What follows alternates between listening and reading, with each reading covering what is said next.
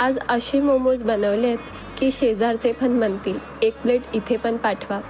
असे टेस्टी आणि हेल्दी मोमोज एकदा बनवाल तर परत परत खाल. सर्वात आधी पीठ घ्यायचं आहे मैद्याचं 1 वाटी. त्यात 2 छोट्या वाट्या गव्हाचं पीठ टाकायचं आहे आणि पाणी टाकून त्याला आता पीठ मळायचं आहे इतकं स्मूथ की स्किन केअर ब्रँड पण जेलस होईल.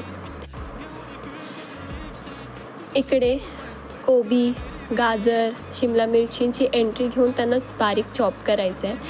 कोबीमध्ये थोडंसं मीठ टाकून त्याला 5 मिनटं ठेवून द्यायचं आहे आणि जो काही त्याचा पाण्याचा रस असेल त्याला आपल्याला काढून टाकायचं आहे.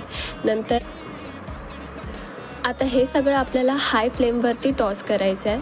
त्यासाठी एक कढई ठेवायची, त्यात थोडंसं तेल टाकायचं. तेल टाकून त्याच्यामध्ये आपल्याला आलं, लसूण, हिरवी मिरची आणि जे काय आपल्या भाज्या असतील आपल्याला त्या सगळ्या त्याच्यात टाकायच्या आहेत आणि प्रत्येक भाजीला आपल्याला जास्त शिजवायचं नाही आहे, फक्त हाय फ्लेमवरती आपल्याला ती टॉस करायची आहे. तर अशा प्रकारे ह्या सगळ्या भाज्या आपल्या कढईत टाकायच्या आहे, त्यांना हाय फ्लेमवर टॉस करायचं आहे. त्यात थोडीशी आपल्याला काळी मिरीची पूड टाकायची आणि मीठ टाकायचं आहे आपल्याला. ते आपण आधी टाकलेलं आहे पण चवीनुसार परत टाकायचं आहे.